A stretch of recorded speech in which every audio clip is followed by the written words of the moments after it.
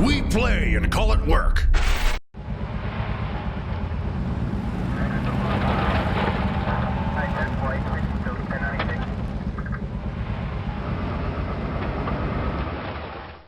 Hello there, Wargamers. The Sit and Talk is back.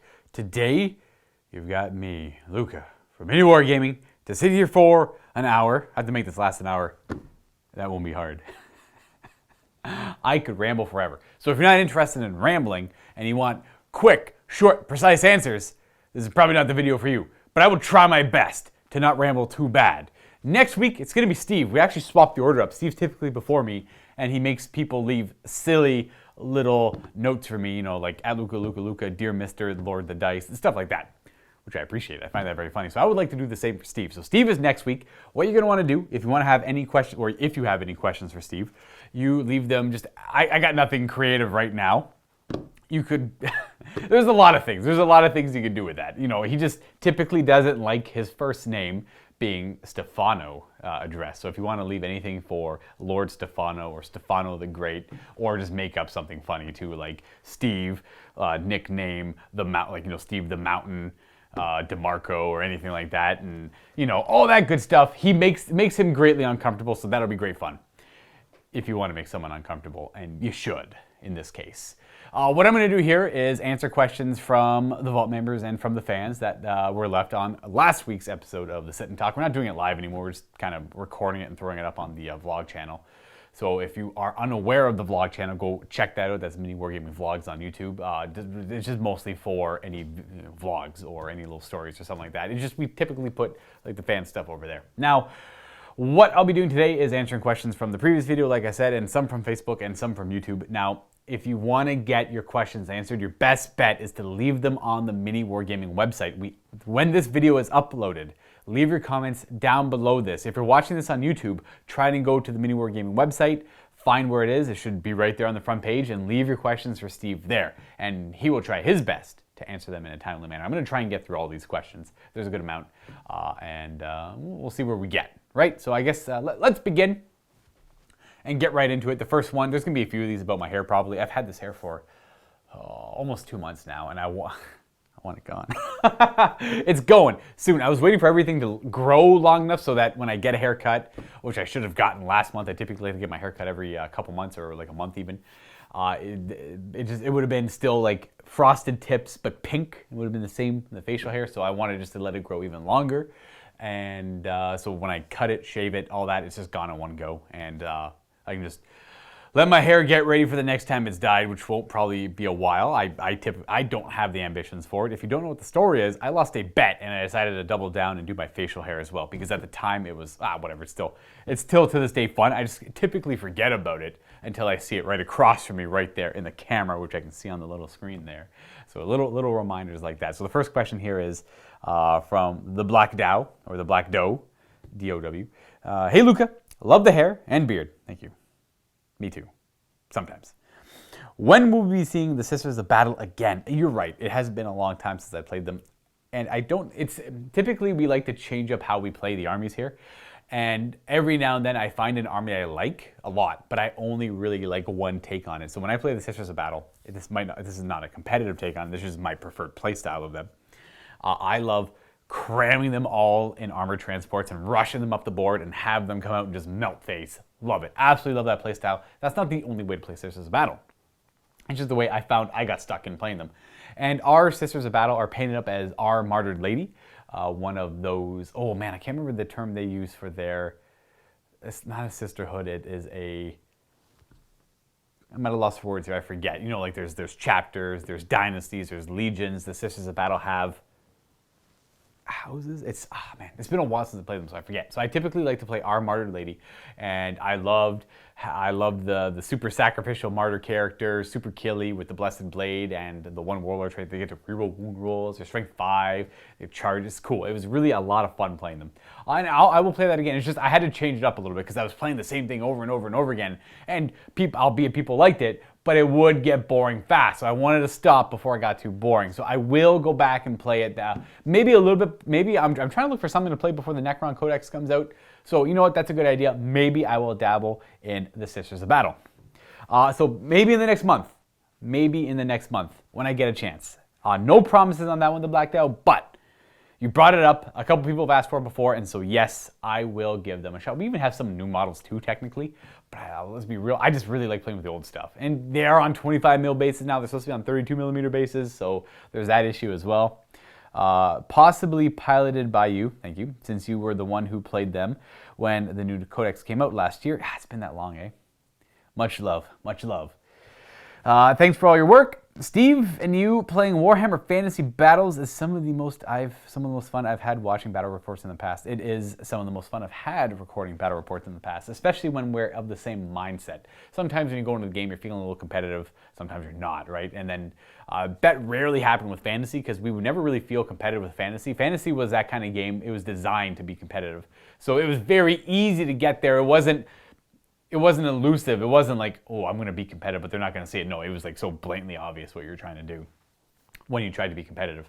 Maybe that's not true in all cases, but at least in our little play group it was. A lot of the times we would just impose house rules on the games too. Like it was more fun, like no Dispel Scrolls this game, or no hordes, nothing bigger than 20-man units. And that was hard to do in 8th edition because everything was so cheap. It was just so easy to build a horde for 25, like try and play 2,500 points, no hordes.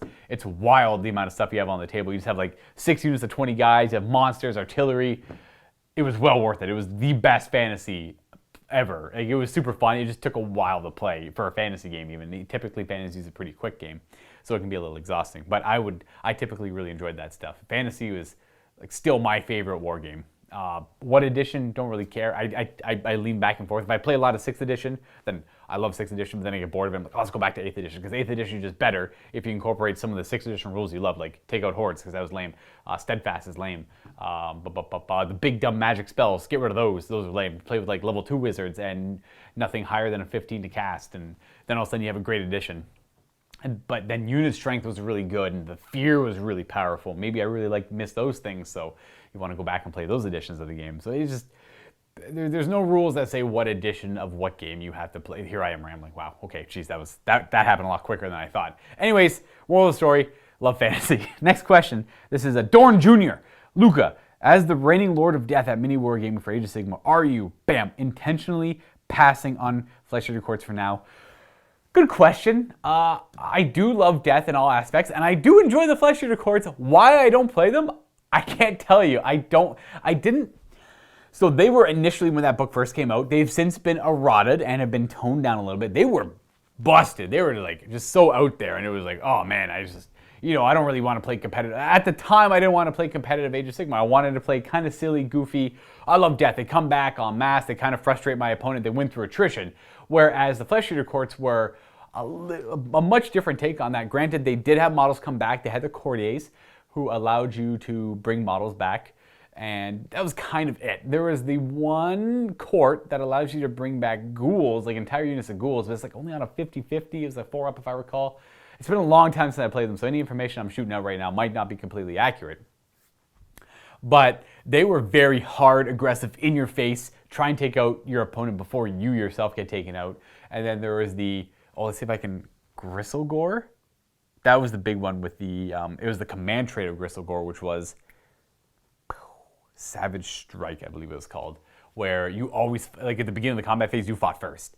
But then they eroded it to, you only fight first if you charge, which was a completely valid rework of the rule, because it was busted before. Your enemy charges your guy with Savage Strike, well, him and his mount fight first, and I am Flesh Eater Courts, so I fight again for 1 command point, and they would just annihilate everything, because every 6th hit was 2 hits. The Terrorgeist would do flat 6 mortal wounds on the 6th hit, and then you get to roll the wound on the second one that was an automatic hit, and then that would do d6 damage, and it was wild. It was just wildly powerful, and no one liked to deal with it, so they eroded it. Justified. I haven't really played it since then, so maybe I should give it another shot. I am not trying to intentionally dodge them. I just, it's like almost they didn't come out at the right time for me, and I had no interest. I really like Night Haunt. Night Haunt is my favorite, and if I want to play competitive, I have Bone Reapers, so sometimes they can get boring because our Bone Reaper collection is very limited. Now, granted, the stuff we have is a lot of the good stuff, so that's fine, but it's hard for me to casually play Bone Reapers. But now I can play Petrifax Elite with the Stalkers and the Immortus Guard and all that stuff, and it just kind of makes sense. I could bring the Cavalry even, and that would make sense, and it actually is still really good, and it's just not as busted, and it's fun. So I want to go back and do that, but I want more Cavalry for the most part. All right, number 2 of this question. Being gracious and letting someone else command the royal court? Oh, this is like, am I letting someone else play it? Not really, because no one else plays it. So no one likes death here but me. In fact, everyone kind of hates playing against death. So every now and then I have to branch out when people are getting, like Josh right now, I'll be honest, is kind of exhausted of fighting me in death armies because he likes the kind of like horns down, charge in, wipe out the opponent.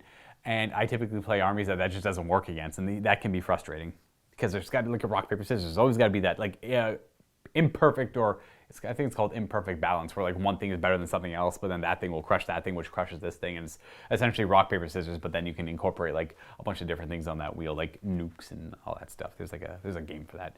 Anyways, or 3, am I scarred for life after the savage beatdown veto and the oh yes, the DOT was it Daughters of Disciples of Tzeentch. That, oh man, you remember that. You remember that. That was during the pandemic where we uploaded that video too. You mentioned that, yeah. Huh. I was a little discouraged after that game because I remember in my mind, I'm like, okay, this is a pretty competitive army. Oh, we got errata. That's right, I did play them since the errata. I remember that game now. I got crushed. Sorry, spoilers here, but it's an old game. I got crushed by the Disciples of Tzeentch and the Flamer build, and it was ludicrous how powerful they were. The Disciples of Tzeentch. I just got tabled like right away. I had my first turn. He had fewer drops than I did, so he made me go first. It was a double turn for a shooting army too, so it wasn't like an every game situation in this regard, but it did happen in this one game, and it was a little rough. I didn't play the Disciples of Tzeentch. That's why I went to the Bone Reapers afterwards, and I had a much closer game. So I think, if I recall, this could be wrong, but it was one of those situations where I went first, I moved forward, I got some charges in, did some damage, it was great, and then he shot me with his flamers, killed 25-30% of my army. I'm like, yikes, but at least I get to go next. Bam, double turn. He gets to go again with a shooting army and then just wipe the floor with me. I had like 1 unit of ghouls left or something, and I was like, we just played for half an hour, man, and you just tabled me. That was wild. Like, it was like comically bad. I remember that. I do remember that specifically. But no, I'm not trying to avoid the flesh-treated courts. And you know what? If you're right, they are underrepresented, and I probably should play them if I am going to be playing all of Death. Legion of Nagash is something I've been wanting to play a little bit now too, but they just have been getting, every time I play them, they've been getting crushed. The power creep is real in Age of Sigmar. I mean, just like look at all the armies. Every army is like a ton of wounds, super durable, and everything hits and wounds on 3s now with a rend. And like that's, I mean, not everything. There's still beasts of chaos. Let's be real. But like, you look at ogres, look at Bone Reapers. Their battle line. Their battle line's wild. It's crazy. It is crazy. This next question is by Unleashed IV or LV, one of the two. I know it is Luka next for the sit and talk, but Luka, do you know if Steve is going to be playing the Lumineth or covering them at all? Yes and yes. Working on collecting more of them, but he's also going back to, he is officially, I don't know if he's going to say it, but you can ask him questions on this. This is a great topic for the next sit and talk. What are you doing with Deepkin? Because he's going back to the Deepkin. But he's going a Namarti build with eels as well, so not so much the, is that like, that's pretty much the Deepkin, because what else is there?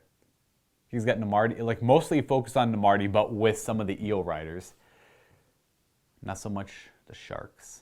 But I don't think the sharks are that good. He's building some good Deepkin again. Bringing them back because playing in-house a lot more now. And it was a pretty oppressive army to play against back in the day. And this is back when like Legions of Nagash were like a top tier army with a Deepkin up there. Their rules are still great and they're going to perform very well, but they're not going to be as nasty as they used to be. They're going to actually be in a much healthier state in today's Age of Sigmar. But yeah, what do we got here?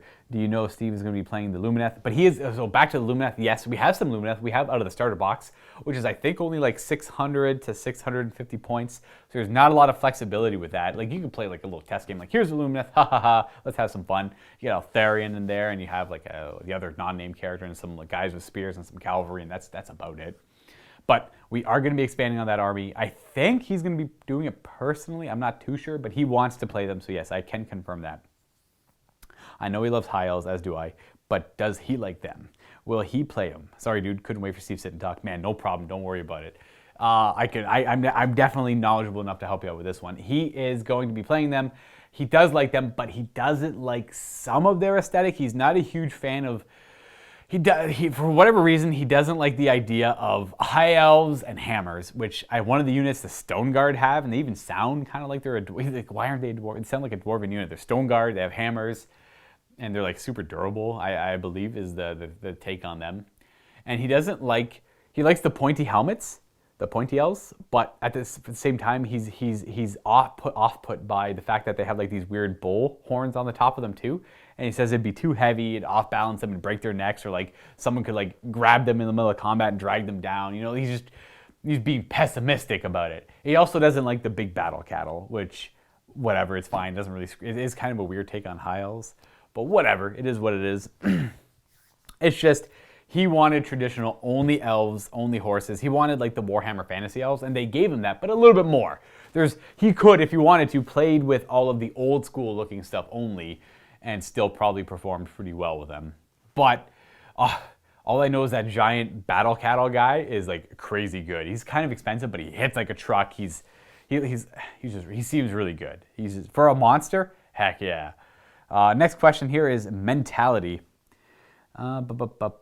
Please, Luka, take a second and imagine Steve as a techno clown bot, huge rainbow afro. I'm picturing it. Giant stunners, shades, an oh-so-chrome complexion, and a Hawaiian shirt. Yeah, I mean, I got it. I picture perfect. I think I got it. Like, is he like a robot man, like painted up to look like a robot, like that chromatic paint look, and he's got an afro on the shades, and yeah, whatever, he can pull that off. He's had some pretty cool Halloween costumes in the past. You can ask him about those. He loves that. That's funny. All right. Also, tell the truth.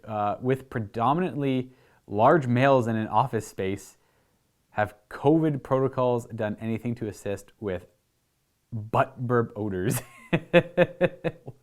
Or are the powers of some so great that even the vast divide of COVID cannot save one from the terrors of the deep? No, let me tell you what, the studio ducks are still ever prevalent, and they are around, and they always win. No, that has not stopped any of that nonsense. I always win. Me, for whatever reason. I'm gross. Sorry, guys. Next one is Lack-Clan Clark. I'm sorry if I'm butchering that. Lack-Clan Clark. Oh, I hope this isn't a Shamuso Larry situation again. All right. Hey, Luka. Glad to see you're still representing the Night Haunt. Yeah, of course. I love Night Haunt. One of my favorite death armies. Sorry, I keep looking down. These are like long questions. Any chance we will see you run the Dreadblade Harrow as the general to make use of its taxi service with spectral summons? Ooh, that's a good idea. I read about that somewhere. I forgot about it. Bam, bam, bam. I've had loads of fun with the combo, and combined with another hero, the Pendant of the Fellwind really makes Night Haunt an ultra-fast army. Yeah, because they're typically already fast on their own, but when you throw in the Pendant, they get dangerous fast. But keep up all the good work on the bat reps and roll all of the taco cats. Well, I have considered running that. It's just every time I do, I forget. That would be part of a more traditional, like, I'm not going to say that we're competitive, but like, it would be a very effective, very fast list. So what this individual means is there's a command, not a command trait, but an allegiance ability for Night Haunt. You spend one command point and you drag a unit to your general. But the Dreadblade Harrow has an built-in ability. If he's not within 3 inches of an enemy, when he goes to move, he can instead choose to take him off the table where he is and appear anywhere else on the battlefield, more than 9 inches away from an enemy. And then at the end of the movement phase, you can take something from the table and drag that with him. So he can go around and then bring a unit with him. The only problem is he's easy to kill, I guess, whatever. If you're fighting against shooting armies, you can lose your general right away because he doesn't really necessarily hit that hard either, but you're using him for the utility. You give him the Pendant of the Fellwind as well, and then all of a sudden they're all over the place, man. They are just crazy all over the place. That would be a cool build. And you could do, if you really wanted to, you could do like, it's if you want to run Hex Rays and stuff, which is the game I played today, which is really fun. You can do the Death Riders, which is my favorite battalion for the Night Haunt. Not that it's particularly good, but it's particularly fun. I could have a lot of fun with that. You know, I'll consider that next time. That would be a lot of fun, and that's a good idea. I'm going to take a different take on my list and utilize that, and I think I could have a lot of fun with that. My Lynn is the next question. At Luka, now that the dust has settled and the game is not new, what are your thoughts on Warcry? Well, the dust has settled. Warcry is no longer new. It's a good game. I will say that, and I'm very confident in saying that. It is a lot of fun. It is a great way to get people into Warhammer. You could take people that have no idea how miniature wargaming works, set them down for half an hour, bam, get them into the game. That used to be true for Age of Sigmar back in first edition, and it was innocent at the time too. But the more experienced, the more veteran wargamers were able to break that. Therefore, Games Workshop had to implement a stronger foundation of rules to make that not a thing. You can't teach someone Age of Sigmar in half an hour anymore. I mean, I guess you could. if you were to like know allegiance a bit. Like it wouldn't be the proper Age of Sigmar though. Whereas with Warcry, you could probably take the whole aspect of Warcry in all of its glory and have someone be able to play it, no problem, right away. It's just bam, you wound on that, you take damage, bam, you move. You can do every model does two things. It moves or it attacks, or it attacks, or it moves, or it runs away, uses an object. It's pretty basic. It's pretty basic stuff. All the stats are right there on the card. It is a good game for that. But for whatever reason, when like my roommate Taro wants to play Warcry, he wants to have like my friend Harris over for Warcry, I'm like, I'm not interested. No thanks. Not for me. Not for me. I don't. But the second I start playing, I'm like, oh, this game is dope. I love this game. You know, and I can't explain that thought process. I never want to play it, but once I'm playing it, yeah, I'm down. I can play this all day. This game is awesome. And it's like you play a game, it's like 20 minutes, super quick, bam, re-rack, play a new game, done. There's just so many different teams in the game. And there's always expanding too, and the campaign is pretty fun as well. I read through the campaign. I wanted to do it during COVID times when I was working from home with Tarl, but it never lined up. We had other projects we had to do. I had to record 40K, I had to record Age of Sigmar. Tarl was working at the same time, so couldn't really do it. But it was cool, and I think Warcry is a good game. It's just, I have these weird gripes with it where I don't initially want to play it, but then I'm always down to play it once it comes around. Does that make sense? I don't know. Man, you know what I realized? I never even really timed when I started this. Can't quite see it on the camera either, so I'm just going to have to guesstimate what an hour might be. In fact, I'm going to do a little bit of research. I'm going to pause this for a second. All right, research mission failed. I only have a random guesstimate of what time I started this at. I just don't want to take up too. I don't want to give you too little. I could do this for 2 to 3 hours straight. I just don't want to give you too little. You know what I'm saying? You know what I'm saying. Anyways, next question. Scoutin' P. Hey Luca, do you have any cats of your own? If so, what are the names? Well, I don't right now. I had one a few years ago. Ran away though when I was out on vacation. When I went to Ireland, and the people watching my cat, the cat got out. Not their fault, but you know, it's just a sad circumstance. And that cat's name was Skittles the kitty. Skittles like either the candy or skittish. So Skittles, the skittish cat, even with D's instead of T's.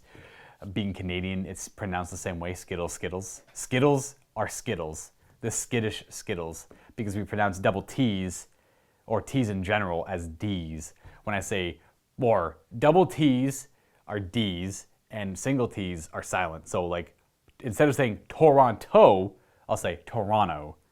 Or I'll say Ottawa instead of Ottawa, right? Listen to me say water, right? It's not water. Water is how we typically pronounce it. If you're curious on accents, at least that's true in Ontario. Typically in the west of Canada, Western Canada, in the prairies, in the mountainous ranges, BC and Alberta and all that, they typically pronounce things correctly. Sorry. Slurred that one a little bit. But yeah, I plan on getting a cat sometime in the future, just not right now. I don't really have the time for it. Not that cats take up a lot of time, but also, not to frown on Tarl or anything, he doesn't like pets, which is fine. Saves me from having to clean up after a cat. It's just, there's something about a cat, and I don't like cats more than dogs. I like them both equally. It's just cats are a lot easier to manage, but dogs, you get a little bit more out of dogs, maybe. Not in all cases, but in most cases. And when it comes to cats, like, there's something about being in a room, a cat is, or same thing with dogs too. If you're in a room hanging out on like a computer or watching TV and like a dog or a cat comes by and it says, you know what, I'll sleep here. Bam, down they go. Instantly more comfortable. You're just like way more relaxed in that room. At least I am typically. That's what I find with animals. When an animal is comfortable enough to sleep in a room or to chill out in a room that you're also doing that exact same activity in, it's just like 15% better. I'll say 15%. I'll give out that number. And that's probably accurate. But no, I'll get a cat sometime in the future. But I used to have a cat. Name was Skittles, the cat. My mom called it Skittles, like being a skittish as a trait, because the cat was like terrified of everything. I just thought it was Skittles, like the candy, because I thought it was adorable. But they both work. Anyways, next question: Adjok or Adjok or ADJOK. Mr. Luca. When will we be able to see again the sisters? Oh, the sisters under my command. Okay. If it would be time to put them in rotation with all the other armies. Yes, you are right. I will play the Sisters of Battle. I already answered this earlier. I've been giving them a break, and obviously I've given them too much of a break. People are asking for them back. I've even gotten emails about when are you gonna play. Sorry, wow, I got the cups. When are you gonna be playing the Sisters again? Soon, I promise. You know what, maybe I'll try and make it work for my next 40k game. I just have to try and remember the rules. It's been so long, and they've got a lot of good stratagems, a lot of good rules. Heck, you know what, I actually got a lot more I haven't played them since 9th edition came out, so they have more stratagems now, which I always found suffocated me a little bit, because I love the stratagems so much, they're so fun. Exorcists, oh, they're so good. All right, yeah, it's gonna happen. It's gonna happen. All right, okay, here we got Aramitz 07. I read the first sentence, it already seems very similar. Hi Luka, as a resident death player of mini wargaming, I'm glad to see you play Nighthaunt a bit more recently. I know they currently are suffering from the power creep, but they just look so good. You are very right on both of those. If you could update them in any way, what would you change to make them more competitive? They just don't have any hitting, like in a world, like, believe me when I say they don't have hitting power, they do not have hitting power. Compared to the newer armies out there, they could take a hit, they could take a licking, but it's just the problem is when you look at a lot of the if you're trying to speak strictly from a competitive standpoint, there are just some armies out there that have so many attacks that hit so efficiently, wound so efficiently. Not that the Ren matters against Nighthaunt, but there's just so much efficient damage sources coming out, or like a lot of access to good powerful mortal wound abilities. Nighthaunt just don't have the hitting power to stand up to that. They have the staying power, but these other armies have staying power as well. Like look at Hearthguard Berserkers. They have a 4-up armor save, they can get to a 3-up armor save, and they have a 4-up to shrug off wounds and mortal wounds while near heroes. You look at Mortec Guard from Bone Reapers. These are armies I'm familiar with. There's other examples as well. Like Ogres are relatively cheap for the amount of wounds they have. You could be Magickin are super durable. Just Nighthaunt seem durable on paper, but not quite. You know, they just have a 4-up save and 5-up in some cases, but mostly a 4-up save across the board. They can be modified, sure, but that's just a 4-up save. You look at like Mortec Guard that have a 3-up save if they're Mortis Praetorians with Catacross, and that's rerollable. And then they have a 6-up to follow up after that. And then if they're near a Gothazar Harvester, which is the monster, whenever a model dies within 3 inches of them, you have a 4-up chance to bring that model back, essentially. And it's just, how do you beat that? Like, how do you beat a 3-up into a 4-up? Or how do you beat, with 2 wounds each to boot on the Hearthguard Berserkers? Or I don't follow the competitive scene too much for Age of Sigmar. But I know it's durable. I know it's good just by playing here, and you know it's hard to compete with that. Nighthaunt are fast, and they're kind of durable, but they don't hit hard. You know, there's like 3 things: you're fast, you hit hard, or you're durable.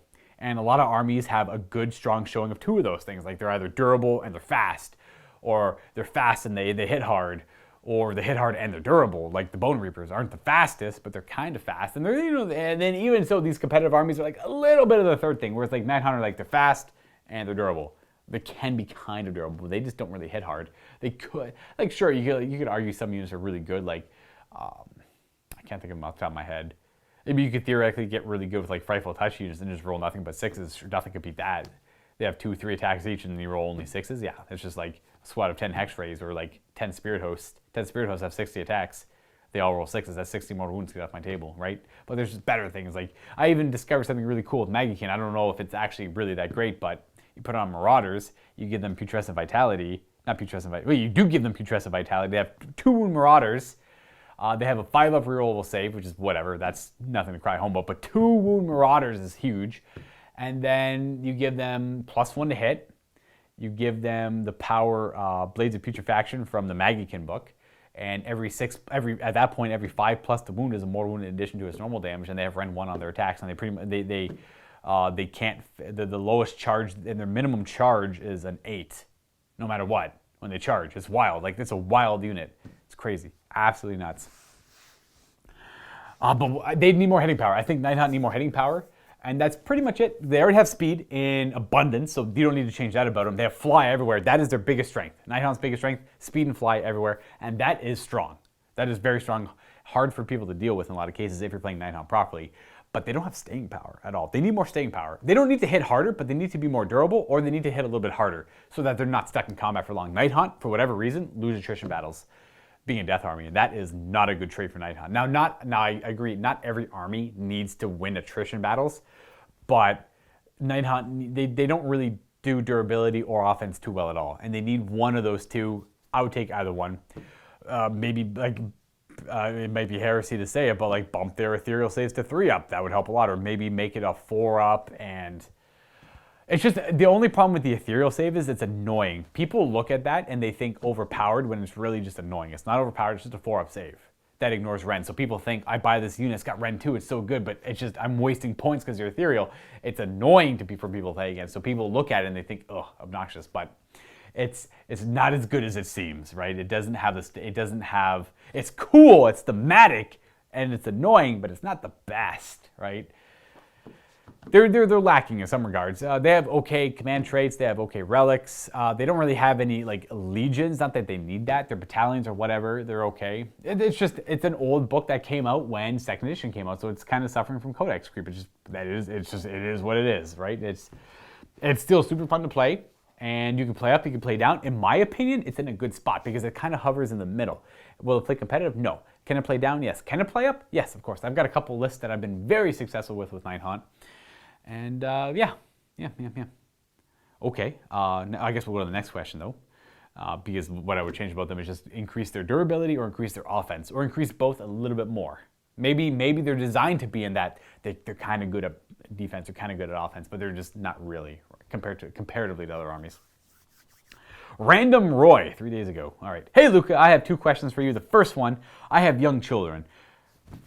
Oh, 3 of them. Okay. I thought it said 7.7 and 9. I'm like, wow, that is so incredibly accurate on the one child's age, like the one exactly turned 9. No, 7, 7, and 9. So are they twins? Or are they just that's kind of cool. So you have 3 kids, 7, 7, 9, and they often want to build and paint as well. Games Workshop models are super expensive, yes. Do you have any recommendations for similar / cheaper variants that I can get to paint for them? So I get them to paint with and model with a cheaper well, pretty much any other war game out there is going to have lesser quality. They're cheaper because they're lesser quality. It's not 100% true, so please take what I say here with a grain of salt, but there are cheaper, lower quality models out there. I'm not going to say any companies because I don't want to sound sour about them, but I would say typically look at any other war game and they are going to have cheaper models en masse. Now, if you're thinking like you want the cheapest stuff, it's not really. I was going to say what could be fun for your kids is to have them design something on Hero Forge, and they can design the model themselves, and Hero Forge will print it out for you, and they'll sell it to you, and they will ship it out to you. Now, if you have a 3D printer, this might be not the cheapest option either, because like the material for the 3D printer isn't always the cheapest. They sell the files to you, so you can design the model, and they'll sell the file to you, and you can then print that file out with your 3D printer. That might be a fun idea. It's not necessarily the cheapest, but it would be fun because your kids get to design their own models and then paint them up however they want. And that's HeroForge.com. Now, cheap options. Well, you could buy. I would just say check out other war games that interest you or interest the kids. Games Workshop is definitely, lots of people have started with Games Workshop, but back in the day when their models were a lot more basic. Now, take a look at things like Modern Death Guard for 40K, or Nighthaunt even, or, well, I guess Nighthaunt's not a good example, but like anything modern and Nurgle is super complex. A lot of pieces, a lot of things going on. You could have secondhand stuff. You could buy secondhand stuff that is not like built but not painted or not used, and typically that goes for pretty cheap. So if you want to go to like, well, whatever secondhand websites you would use nearby you, like eBay or Kijiji, anything like that, you could grab someone else's army that they're just kind of done with, they want to get rid of, then you'd have a large collection of things they could paint and get better at painting with. But that would be a large investment probably, so that's not what you're looking for. I can't think of any names, but there are just so many websites out there that just sell like even knockoff models of Games Workshop. Like it's very obvious what they're trying to do, right? They're not naming it Games Workshop stuff, and it is legally distinct enough to not be Games Workshop stuff. But if you're looking for things that are specifically Games Workshop looking, well, there's lots of websites out there for that. I apologize. I can't think of anything off my name, but maybe the Hero Forge idea is a good one because that is creative and fun. They get to both design and then paint their own model. So that's a different take on that. It's about $10 Canadian per model. So for American, that's like probably $6.50, $7 per model, $7.50 even.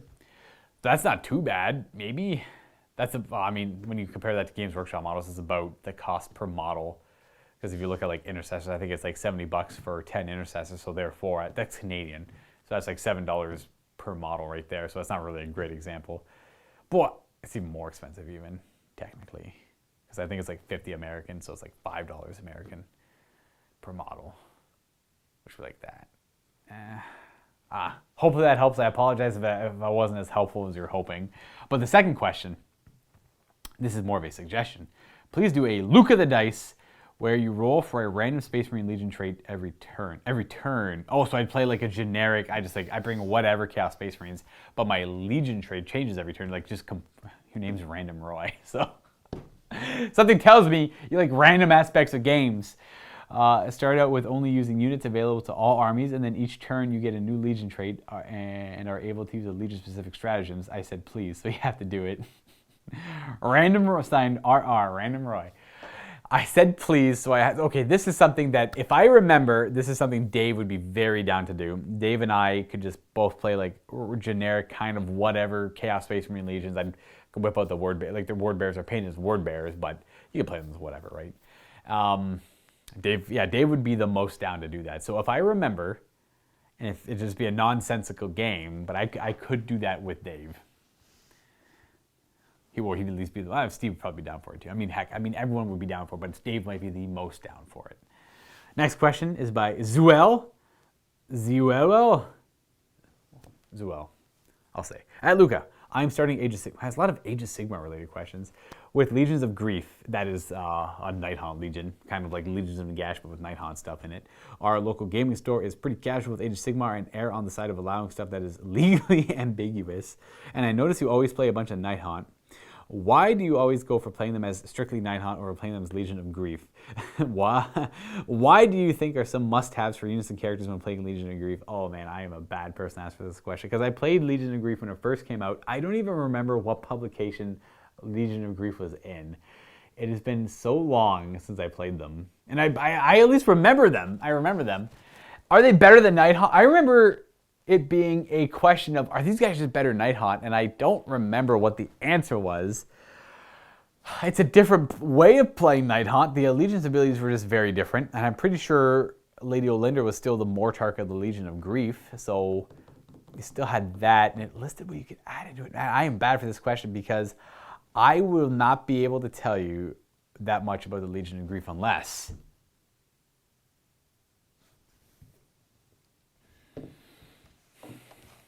I go out and find that publication and do a little bit of quick research and familiarize myself with the Legion of Grief yet again and give you my quick on-the-spot opinion on them. So I all of a sudden exactly remember what the Legion of Grief is. Legion of Grief is literally just an extra legion that is pretty much added to the Legions of Nagash, but it allows you to, and this includes Lady Olinda as the Mortarch. So if you bring a Mortarch, it has to be Lady Olinda, and she has to be your general. You lose your Legion's abilities from Nighthaunt, which is Wave of Terror, which is amazing, but it's super unreliable. You lose the Underworld capability of Deep Striking, and you lose the Spectral Summons, where you can drag units to your general. But you pretty much keep Deathless Spirits and Aura of Grief, which is subtract 1 from Bravery. You also gain access to grave sites and putting things in the grave sites to summon up, and the command ability Endless Legions, which will allow you to bring back a completely destroyed summonable unit. Now, are these trade-offs worth it? These are more, so the nice thing with the Legion of Nagash things are they're more guaranteed. Wave of Terror being very powerful, also unreliable. It's unlikely to roll a 10 plus on 2d6. It's actually like a 1 in 6 essentially. Pretty sure the math comes out to a 1 in 6 on that. So it's pretty much like rolling a 6. So you know how great rolling a 6 abilities can be. So a 10 plus on a charge, ideally kind of the same. So these are more reliable abilities. It's very nice. Looking at the command traits and everything, the only real good command trait is Vassal of, like Amethyst Glow is cool if you don't have a wizard in your army already, because there's only, but if you have a wizard, there's no point in giving him this command trait, because unless it's a wizard with a good built-in spell already, like Spectral Lure, I suppose. So for the command traits, Amethyst Glow and Vassal of the Craven King are not bad. But they're whatever. None of these command traits scream, oh my gosh, at me. In fact, the only thing that really seemed good to me here are 2 of the artifacts. Gothazari Mortuary Candle, subtract 1 from hit rolls for missile weapons. That stacks well with Lycosa if you have a smaller general, like a Knight of Shrouds or Knight of Shrouds on Steed or whatever it is you may be. So with -2 to hit from shooting attacks keeps him pretty safe. That's okay. The Gravesand Gem is also all right. Every hero phase you can pick. You can deal mortal wound to an enemy hero within 6 or heal yourself for 1 wound. That is not a bad artifact to fire, but it's like, there's better ones. Like Pendant of the Fell Wind from Nighthaunt is outstandingly good. Like real good. And I like Midnight Tome as well for wizards because they have a more expanded lore. When it comes to this lore here for the Lore of Sorrows for the Legion of Grief, the only really good spell is Dread Withering. You subtract 1 from the, you choose, it's easy to cast on a 5. It's long range as well, 18 inches. You pick that enemy unit and they reduce their save characteristic by 1. Obviously not good against Night Haunt, but it pretty much gives Rend to all of your attacks, or stacks Rend on your attacks. Like, that is a very powerful spell. I really like Dread Withering. Whereas Wail of Doom and Shroud of Terror, they both cost on an 8 and they effectively do nothing. Because they're both random and they might not work. And it's just, I don't like stuff like that. So Dread Withering is a very good spell. Honestly, I just think I would get a lot more. So the Allegiance ability battle traits are more reliable. You would typically get more out of them. But I think I personally am, like, initially, you also have more to add to your army. I read, as I was looking up some information, I did read a couple of interesting posts, people's opinions on, like, when Legion of Nagash initially came out, it was kind of like a free people, where it was a quick hodgepodge way to throw a bunch of the models they don't quite know what to do with yet into one collective book. And it turns out they were really powerful when they initially came out. Like, all of the summoning, Endless Legions was very powerful command ability, very, like, oppressive to play against. Now it's not so bad because, like, 40 skeletons are just incredibly easy to kill now. You can just, like, go in, take them out, and you bring them back for a command point. Well, they're just dead again, right? It actually takes, like, next to no effort to kill that many skeletons. Unfortunately, that's just kind of like the direction the game's gone in now. And like, what was the initial question? Like, what would you build hero-wise and all that? Oh man. What do you think are some of the must-haves for unit/characters when playing Legion of Grief? Well, they can take Deadwalkers, which are zombies. They can take Death Lords, which are the Mortarks. They can take Death Mages, which are Necromancers. Death Rattle, which is Skeletons. Or Night Haunt. So they can't take Soulblight. I specifically really like the Vampire Lord on Zombie Dragon. I think it's an excellent model. The 3-up save, which is really nice. Ethereal Aim really doesn't exist anymore. Thank goodness. It was an awful relic. I just don't know. I'm not inspired by the Legion. This is why I typically didn't play. I don't want to disappoint you, but I'm not inspired by the Legion of Grief right now. I'd for sure put a Necromancer or 2 in there because they have definitely Invocation that would help bring back more guys. I'd probably do initial thoughts. Guardian of Souls with Spectral Lure, bringing back Chainrasp Horde as a good battle line, and then you'd have Necromancers bringing back more Chainrasp Horde because they'd be a more durable skeleton, which is harder to get rid of. So you have a couple of Necromancers, giving them D3 guys back again, and then you could Van Hell's Dance Macabre with them. You can give them an extra attack. You'd have +1 to wound. I think that's if I had to do a knee-jerk reaction and build a Legion of Grief list right now, it would be a couple of Necromancers. With one would have Dread Withering for sure. The other one, or maybe just be one Necromancer. I'm not too sure. It would have at least one Necromancer. No, it'd have a couple of Necromancers. One for Dread Withering, and one for Van Hell's Dance Macabre. And then I'd also have a Spirit Torment and a Guardian of Souls in there. The Guardian of Souls would give things +1 to wound. The Spirit Torment would reroll hit rolls of 1, and then the Spirit Torment would just be there for Spectral Lure, mostly to bring back even more of your, what are they called? Chainrasp Horde, and then the Grave Sites would pour more into them, so you'd have a lot of staying power with your Chainrasp Horde, I think would be a good idea. But then you need something hard-hitting, right? Your Chainrasp Horde with +1 to wound, rerolling wound rolls of 1, rerolling hit rolls of 1, fighting twice, and then you could give them an extra attack or +1 to hit with Knight of Shrouds nearby, which depends if you want the foot one or the mounted one. There is some potential there, but I just don't think it's got a lot of killing power. If you could stack something on there that allowed them to do wounds or something on 6s to wound, that'd be great. I think that's typically the direction I would end up going in. Oh, this is where it included mercenaries. That's why I forgot about that.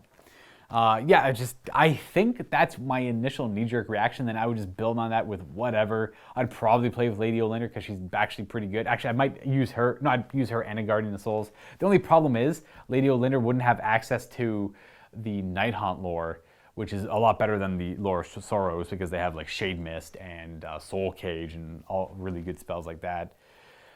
So it's a tough call, but if you really want to go with Legion of Grief, I'd definitely include a I'd typically play I wouldn't use Skeletons, but I would use Graveguard because I think they have a lot of potential hitting power, even though they're very easy to kill. And I would I'd pretty much typically play a Night Haunt list with some Graveguard and probably not even Skeletons. I see no reason to bring Skeletons in there when you have access to a much more flexible. I mean, I guess you can bring Trainer Rat support in any Legion technically because they got FAQ'd that way. Oh, but like the only difference is you could add like Bladegeist Revenants and Grimghast Reapers and all of that stuff, and you could. I mean, Grimghast Reapers can go in Legion of Nagash anyways. It's tough. It's just weird. It's just like the Legion of Grief. I'm not sold on it. I don't know why. But like the only thing I really like with the Legion of Grief is that it can include more Nighthaunt stuff. But the real good Nighthaunt stuff you can already kind of put into a Legion of Nagash army, at least in my opinion. But this spell, Dread Withering, is really good. So, I don't know. I'm sorry I'm not much more help than that, but that's my initial... And, like, is it going to stick around? I wouldn't be surprised to see if they reprint a Legion of Nagash book, they have Legion of Grief in there, or, like, they'll lump it in with the Nighthaunt book. I'd expect better, cooler things for Death coming. Like, look at Bone Reapers. Very cool Death army. Flesh Eater Court's kind of the same way. So, give them more time, and they'll make the other Death armies kind of in that regard as well. This next one is... also from Mylin. I feel like I just answered a question from... I did. Warcry. This is the Warcry game. All right, Mylin. Let's get another one in. I'm actually kind of running out of time. I still have 8 million. Okay, I'm going to try and go through these quickly, I guess. Jeez, guys, I'm sorry. I put a lot of time into that question there.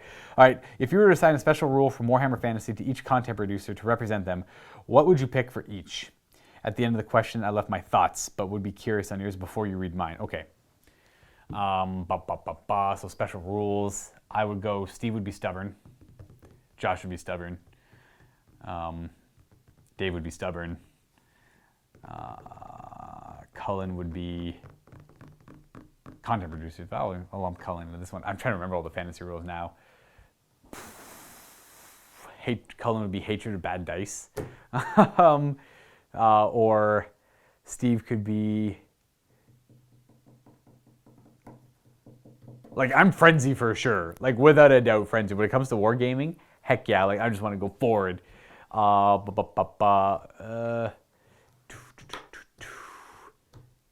think Matt would like to be Lore Master, maybe. Just because he's so like a broad spectrum of like knowledge in general of like all the random different armies. That's a tough one. I like the stubborns on everyone else. That's a good fit. Let's see what you got here. All right. I'm Hatred, Castellan Robots. Oh, yeah, you know what? 100% that too. Like, but Steve more so. Steve hates him more than I do, but I typically voice it on camera more. Steve is large target. I got him. Josh is stubborn. Heck yeah. Dave, one bat short of a... Yep, that one bat. So that's one bat short of a Belfry? Belfry? I never know how to pronounce that. But that is the rule Conrad von Karstein has because he's nuts. Dave is very nuts. Now, I'll spoil it. He's a little more tame when he's off camera. But he can be stubborn too. And then Lore Master, nice. That's the one I killed. I got that one right. All right, next question. Oh, why does this one gotta be so long? Griff Gang. I got a couple questions to throw at you, but first I want to say that I am so happy I became a Vault member after all these awesome watching the content on the channel. Of course, I mean, it's got me too, right? That's what they got me with that. Started watching years ago when I was getting into middle school, back when Dan was the Orc player. I specifically watched at the time like only Dan because I loved Dan. I thought Dan was awesome. And now that I have the chance, I'm glad I can give back to the team. Awesome, appreciate it. With that said, my question time. I got 10 Lich Guard with shields, a Catacomb Command Barge, and a Doomsday Arc, and 20 more warriors after getting the Indominus box. I was wondering what you would recommend getting to flesh out the army further in the year after the new releases in October. Well, I mean, anything I say is probably going to be invalidated come October, but 2 Doomsday Arcs are awesome. I personally love them. Absolutely need Royal Wardens, 1 or 2 in there. And then the rest, man, it's up to you. Like, whatever troops you prefer, they're all crap right now. I'll be honest. Like, Immortals, Warriors, they're all crap. Like, disagree with me all you want. They have no staying power. It is so easy to beat Necrons on an objective game. You just kill their scare, you kill anything fast off, and then you kill their troops because they're not hard to kill. It is so easy to wipe out a squad of 20 Immortals, or sorry, 20 Necron Warriors or 10 Immortals. So troops go with whatever you want. I am personally thinking Immortals are going to be showing a lot of strength, but at the same time, Necron Warriors are going to have so much reanimation capability. So I'm hard pressed between the two of them, but I think Immortals are going to be better because if whatever call from the spoilies, it looks like, not official spoilies, but like kind of, it looked like 2 wounds and a toughness 5. Was it 2 wounds or was it just toughness 5? Heck, just toughness 5 alone. I remember it was toughness 5, but toughness 5 alone, outstandingly good upgrade on them. They definitely needed that, for sure. I would say Doomsday Arcs and I would say Royal Wardens. Troops, don't care. You can go wrong with either one, but you kind of need them. because you want command points, right? And typically everyone wants troops. I was wondering what you would recommend getting to flesh out the army. I am not much into the older resin models or the old destroyers. Destroyers are pretty good as long as you have a Royal Warden. And with COVID, I am playing against Space Marines and Tau at home as well. It's a tough one. Space Marines. Well, I mean, inherently, Necrons have always been kind of good against Space Marines, even nowadays. As long as the Necrons don't get dummied right away. Necrons, like Destroyers and Tomb Blades and like all the strength, like it's like a lot of Strength 5 high AP capability, which is great against Space Marines because they're typically Strength 4, right? And then giving them high AP. It's just like the perfect efficiency for like Strength to AP to point ratio, in a way. Going to be selling off my orcs that I started. This is another part that I started collecting years ago. I know the paint jobs are not absolute worst, but they are not good by most standards. I won't go into details about the force, but would you recommend selling the whole lot in one sale, or from your experience is selling unit by unit going to be better? For selling models, and that's all up to you. Do you want fast cash right now to sell the whole lot for dirt cheap? Get rid of it. Typically, it all depends on. It's just like almost like pure random luck. I mean, personally, I've had luck selling entire armies, just because we won't. if we buy and build and paint an army, we're not going to piecemeal it unless we want to sell individual models. Like when the new stuff comes out, we're probably going to be selling a Void Dragon when it comes out, or like the Silent King, right? We'll sell those individually off because people will probably want those and not an entire Necron army. They probably already have a Necron army, but we might sell a whole Necron army too. I would say try to sell it in one lump go, and if you don't care if it's a little bit cheaper than what you bought it for, then it'll probably go for pretty easy. There's always people out there looking to get a deal. But you'll get more money if you sell it individually, but that takes a lot longer, and then it'll be harder progressively over time as you have less of a stock to sell, right? Like if you have one truck left to sell, no one's going to probably want to buy one truck, right? And then for Necrons, I definitely recommend 2 Doomsday Arcs 1,000%. I have then you could have an Overlord with them, giving them both +1 to hit, and then that can be pretty devastating at least until October. But by the time you like watch this video, or by the time you actually get your hands on that stuff, I'd say October's gonna be around the corner. So why don't you just I recommend waiting until the Codex comes out. I'm gonna do a review of it after getting my hands on it, and I'll be able to give you a little more insight then. We have another question. Brandon Montgomery. Hey, you guys are awesome and thanks so much. What are your preferred toppings on your pizza? I personally, I can go for a meat lover, sure, that's fine. That's the typical go-to in my group of friends. I personally love like goat cheese or extra cheese and like sauce, like hot sausage on there, pepperoni, bacon slices. I love green olives too. Pretty much any combination of that, just like extra cheese and olives and meat. Salt, cheese, and meat. Can't go wrong there. It's my favorite. McDonald's. Hey Luka, greetings from the magnificent Mitten, Michigan. Is Michigan called the Magnificent Mitten? I didn't know that. I have a couple of questions for you. Take your pick on one or both, if any, for your sit and talk video. First, how do you think the Necrons will fare once the Codex drops? I am hopeful they will be much better than they are right now. They kind of dropped the ball on them for 8th edition. They're kind of, well, that's not true. Just the nature of the edition and the killing potential kind of made reanimation protocols bleh. Now, if you're fighting against lists that don't have a lot of killing power for whatever reason, then you're going to be great. You're going to do great. You're never going to lose anything. But most lists are just going to beat you down senseless, and it's just real sad to experience. I'm very hopeful, especially with the toughness increases it looks like on the Immortals. The biggest weakness right now is how non-durable or I should say non-existent our troops are. Every time I play them, I always lose all my troops right away. Even if I try to hide them, I give my Immortals a 2-up save. I even had them at a 1-up save one game recently with Reclaim the Lost Empire for Nihilok, and they just still got dummied right away. And it's just like, what do I do? Like, how do I make this work? And it's just so hard. You pretty much have to just hide them out of line of sight and not shoot with them, and hopefully they just stay on objectives long enough. But then why are you paying points for all these big... You're better off just buying 5-man squads of Immortals and just hiding them behind line of sight on objectives. And then that way you pay your troop tax, and you're not paying too much for troops. With the release of the Scorpack Destroyers and the buff to the Triarch Praetorians, I think this will be a shooty army that will be able to hold their own while maintaining control and objective. Also, so my hope is that attrition-based objectives start showing up more in Eternal War missions or in these competitive mission packs. That way Necrons will have a better potential, because right now the name of the game is speed and hiding potential. Get to an objective, hide behind something. The name of the game of Warhammer right now is not kill stuff. It is Do not lose your models or sacrifice your models to slow your opponent down and stay on objectives. All that matters is staying on objectives and staying in the corners of the table and not being seen. That is the name of the game of 40K right now. I'm hoping it goes in a more attritional-based game and where movement won't matter as much. Movement should matter, but it shouldn't be the name of the game, in my opinion. Also, a request, assuming you'll be getting the Silent King model when it is released, I'd love to see a bat rep where you use it in a list. I, of course, will use the Silent King in probably many battle reports at first when we get it built and painted. I am very excited for the return of our king. I'm probably going to stick with my Sawtech Dynasty. I am going to be expanding on it right now. I've gotten in the habit of painting them again, so that's nice. I've got my raids finished finally from Forgebane. That took forever. I painted everything else from Forgebane a while ago, but it's the raids I didn't really want or need, but now I have them. Second is related to Crusade. I am a huge fan of what you and your team at Mini Wargaming has put together in regards to the Path to Glory with the introduction of Chaos, or Crusade 9th Edition. Will you guys be putting together a Crusade campaign? Now, Matthew has already done a narrative campaign with check it out. I cannot remember what it's called because I'm bad, but it is involving Black Templar and Sisters of Battle, and it does have some Crusade elements in it, but I would love to do a traditional out-of-the-box Crusade campaign with my coworkers here at Mini Wargaming, and that will probably happen sometime soon in the future. Next question. KLW, this is what you need to keep track of 40K scores. Oh yeah, I'm familiar with this. It's a scoreboard on the wall. It's just people want us to show more score.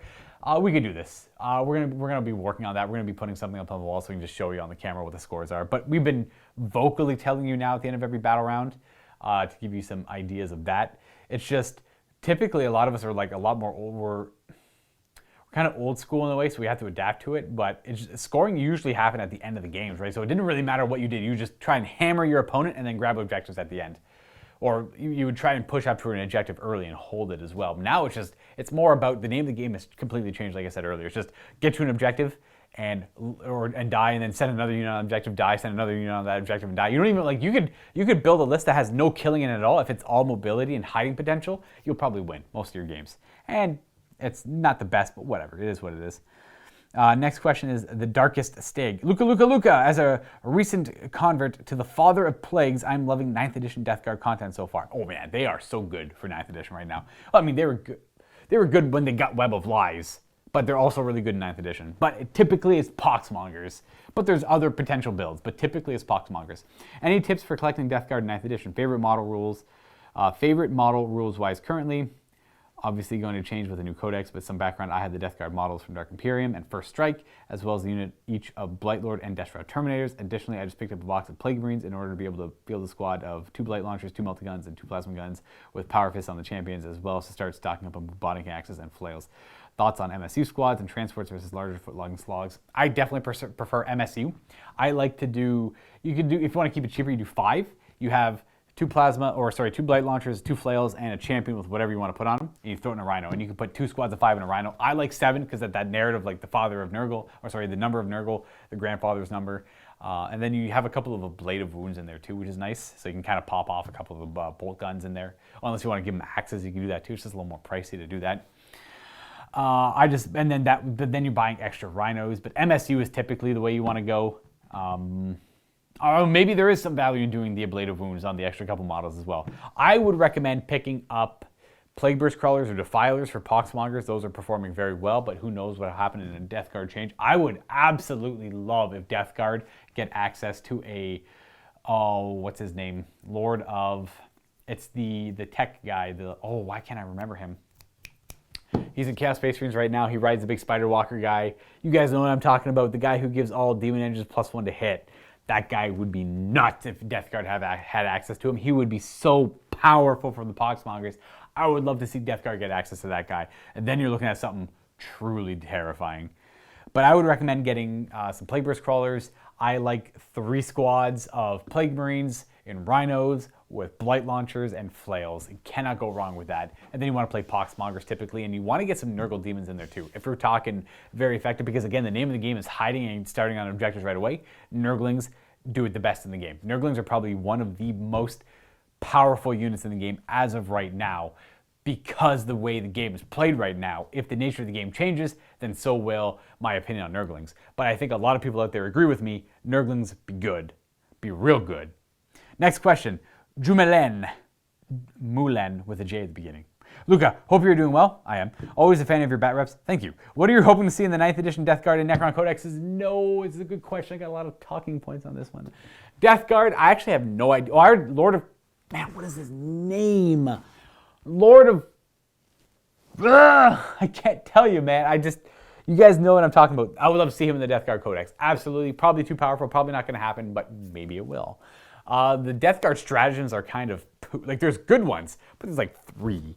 They need more. They literally have like no stratagems. I would love to... Okay. Wow. I am a fool. I forgot about Web of Lies. I mean, like, okay. They have a lot of stratagems now, and they are very good, so I immediately take back what I said about that. I forgot about that. I was thinking only of the Codex. I assume a new Codex would incorporate the stratagems from War of the Spider. If I said War of Lies earlier, I meant War of the Spider. I don't have a lot of... I am actually very happy with the position Death Guard are in right now. Combining them with Nurgle Demons, I think they're very good. Necrons, they need a lot. They need better troops. Their troops have excellent... I'm fine with the weapons on the troops. I would like to see a stratagem, though, for Gauss weaponry against vehicles. Again, Gauss weapons against vehicles used to be the end-all, be-all. Necrons were the best anti-armor army in the game, hands down. I would love to see them go back in that regard. I don't care how obnoxious it is. I want that back. That is one of the main reasons I got into the army. They were just, you never needed to bring anti-armor. You would just bring Necron warriors and they would cry. I remember one time, unfortunately, I remember playing against the guy who was playing Imperial Knights in 7th edition, and he popped him down. I was playing Necron. I was like, you sure you want to do this, man? You know, it's going to be a rough game. He's like, whatever. It's no big deal. Like, how many 6s could you possibly roll? Oh, man. That was a rough game for that guy. That was a rough game. I would like to see maybe even something tame like pop a 1 CP stratagem, whatever you call it, whatever, and it's just every time you roll, like Gauss weapons always wound vehicles on a 4-up, and it is like AP super high, or it does a mortal wound in addition to it. For every 4-up you wound a vehicle, you do a mortal wound in addition to the normal damage. I would love to see something like that, and that is not at all powerful compared to what Gauss used to do. Brief description of it. Pretty much, if I convert it to 9th edition rules, if I roll a 6 to wound with a Gauss weapon, your vehicle would take 3 mortal wounds, or technically 4 mortal wounds-ish, like 3.33 or whatever, but we'll say 4 mortal wounds. That sounds ridiculous, right? Well, that's essentially what it used to be. Not perfectly, but essentially. All right, I'm running out of time here. I got only a few minutes left. Arisha, Luka, are you going to be looking into the new Lumineth Realm Lords Army for Age of Sigmar at all, or know if any of your colleagues will be? That will be Steve. He will be doing that. Dr. Vulcan, my not in the house gaming has vanished. Kaput. However, on the plus side, I have done more gaming with my wife/kids, which is fantastic. Wonderful. That is good news. One of my kids is currently working on a Necron army, and I am planning a D-Day campaign with them using Flames of War. Interesting. So I count that all as a win. Not really a question, just an update on your life, Dr. Vulcan. I appreciate that, because I appreciate you and all of your support. That's good news, though. I mean, as long as you're counting stuff as a win, that's what matters. As long as you're getting wins in. Not like game wins, but like, life wins. Engel. Hi, Luka. Who is your favorite matchup in the studio? Steve's Dark Angels, Dave's Chaos, whether it's based on fun or challenging. I actually really, really love playing Steve's Dark Angels. It is one of my favorite things to fight. That was kind of an easy question. Like, it's like the first that pops to my mind. That, and I haven't really fought Eldar or Tau for a while. I always have a good time fighting them. But Steve's Dark Angels is the first thing that comes to mind. Kunitz! Well, this one's for Josh. Oh, he's making fun of the Josh thing. I don't really know much about, the quote is, I don't really know much about Sisters Battle. I can't help too much. And then he's aware of this too. He goes to pick up a cup and drink from it. It's a Sisters of Silence cup. The question was pertaining to Sisters of Silence as well. Oh, next one. Von Dirt Nap. Hello, Mr. Luka of the Dice. Thanks for showing us Tarl. I never truly believe you when you call me Tarl in our one match. Is he giving you more tactics on how to play Blood Bowl better on the PC? Keep up the great works and the battle reports. Thank you. Tarl and Blood Bowl is an interesting combination, because he wants to play games with the boys, but he hates dice games. But he was a soldier for helping me out with all the work at home, but he hates dice games. But he loves dice games when they work, but he hates dice games when they don't work. You guys know the type. You guys get what I'm getting at. Next question. P. Fisher. Mr. Luka, what do you think the Grey Knights will look like in 9th edition? Do you think Paladins will go up to 4 wounds with all the Space Marine increases? What are your hopes to see? Well, Grey Knights, super excited to see Strike Squads go up to 2 wounds each. I would love that. That is my one and only true hope. Dread Knights their weapons need a bit of a reconfiguring. They're kind of weird. Dread Knights, oddly enough, are like, in my opinion, the weakest aspect of the Codex, so they need to be brought up. Now, they got a stratagem in Ritual of the Damned, which helped out the Dread Knights a little bit, but not enough to really justify bringing them all that much. I actually don't mind a Grand Master and Dread Knight, though. That's not so bad. So if you want to bring a couple of them, I typically only one because of Sanctuary. You typically like that toughness. I think they're toughness 6. 3 of them vulnerable save can be pretty good. Other than that, though, Paladins at 4 wounds does seem like a stretch, but not impossible.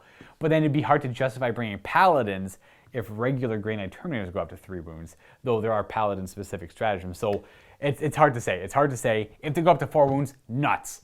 But I wouldn't be surprised. But is it a stretch? Maybe. I feel like it'd just be nuts, though. Like, you know what? All of these increases, and then they go up by 30% in points. Well, that you might end up seeing massive point increases for Space Marines, especially if Games Workshop wants to keep all the rules they have for them, which I applaud. I love their rules. I just think Space Marines need to go up 30 to 40% in point. Maybe not 40%, but 30% point increases across the board, and then you're looking at balanced Space Marines. And again, you're gonna have a good time with all your cool rules still, but you're just gonna have less models on the table because, let's be real, they have too many models on the table for what they do. Big Mikey, second question, sorry. Can you play one game with the studio Harlequins before your hair goes back to normal colors? Believe in the collective hive mind would enjoy that. Oh man, I don't like Harlequins, so I don't know if I could do that for you, Big Mikey. I don't know if I can help you out with that one, my man. The Harlequin collection is all busted, broken, battered, and bruised, and I don't like them. And my hair is actually might be gone this weekend coming up. I think I'm gonna shave it all down. I think it's long enough. That's my think. Oh, I can do it. I got 2 more questions. Oh, I somehow did it. All right. Catfish666. Mr. Akul, how was your quarantine? It was alright. What are your thoughts on the Grand Alliance death as a whole? Pretty bad, other than Bone Reapers. Also, I sold my Age of Sigmar armies, Bone Reapers, Nighthaunt, Maggiekin, and Nurgle due to layoffs and the birth of my daughter. Congratulations. But the itch to start collecting again is back. What are your thoughts on Skaven, Slaves of Darkness, Maggiekin, and Nurgle, or Death? Thanks for all your content. You're the best content producer. Oh, and I always love the Luka the Dice. Thank you very much, Catfish666. All right, 666. Quickly, I think I have the most absolute fun playing the Skaven, Scryer specifically. Not so much Pestilence because the idea of the Great Plagues is cool, but they're just so lackluster when it happens. It does nothing. It's so bad. So I would say Scryer, Skaven, absolutely. Molder might be cool too. We just don't have any Molder, so I don't really know what to tell you there. As for Maggiekin and Nurgle, I have found a super cool, fun build that I'm having a blast with that involves a lot of the new Slaves of Darkness models. Oddly enough, Marauders specifically. But it also involves the Glockin, so I don't like bringing name characters all the time, but the Glockin makes them real cool. But you don't need the Glockin to make it work, but you could just have more Marauders, and that could be kind of fun. Anyways, I've been having a lot of fun with Marauders and Maggiekin and Nurgle, oddly enough. And Death. Bone Reapers, always a good time, always good. You can play them down, you can play them up now, and they are in a very healthy spot. I think Bone Reapers are very healthy. If you want to be a jerk with them, you can be a jerk with them, but keep in mind the mentality of your friends at the time. Or if you don't play with friends, you just play with people you don't like, by all means do whatever you want. Other Death armies are suffering. Flesh Eater Courts aren't bad, but the other ones are definitely suffering. So you're going to have to wait for updates on them, I would say, if you're interested. I still want a traditional Soulblight army with cool elite, heavily armored vampires on foot, like double hand weapons or like halberds or whatever. Like, you've ever played Total War Warhammer? Think Depth Guard. Yes. That is what I am looking forward to most. And I'm almost certain Games Workshop's going to do something like that because they'd be ridiculous not to. Anyways, I would... those are my thoughts. Slaves of Darkness, I don't like them on their own, but when you include them into Blades of Corn or Maggiekin and Nurgle, Disciples of Tzeentch, you have some interesting potential there. Now, with the Slaves of Darkness, they can be pretty good too, but I like to throw them into the specific gods of chaos. And last question, Big Mikey, the third question. Luka, did you ever get your 30k Spaceballs army painted or back from the commission painter? So I had to deal with this commission painter where he was kind of swamped, but I liked his work and I really wanted him to work on them. He's like, listen man, I'll take them, but you have to understand I got a lot of other projects, so I'll work on them when I got the time to, right? And it's like 100% no problem, you do you, man. I'm not in a big rush to get them back. It has been a while, and they're mostly done, actually. He's got all the Dreadnoughts done, he's got the Deathsworn done. He's just currently working on the characters, the Terminators, and the Grey Slayers, and then they're done. I would love to. Like, once I get them back, I'll be playing I'll be forcing a lot of 30K with Josh and all that good stuff. And that, folks, I did it. That's all my questions done. Now, next in line is Steve. So again, make sure you leave questions for him on this video, preferably not on YouTube. He might not catch those ones. Those comments are supposed to be disabled, but I don't know if they will be. But if you go to the Mini Wargaming website, where the video is also linked to, that's where you can leave the questions. That's where he's mostly going to see them. Hopefully you guys enjoyed the sit and talk. I've taken up enough of your time. I've taken up a lot of my time, actually. I got other work I got to do, and I was bad. I went for like an hour and a half, probably. And I will see you guys next time, next sit and talk, or in the next battle report. Stay tuned. Probably Game of Sisters, a battle coming up, because I have been inspired by your requests and all that good stuff. And I'm super pumped for the Necrons to come out. Obviously, I'm sure you all are too. See you guys next time. Happy wargaming.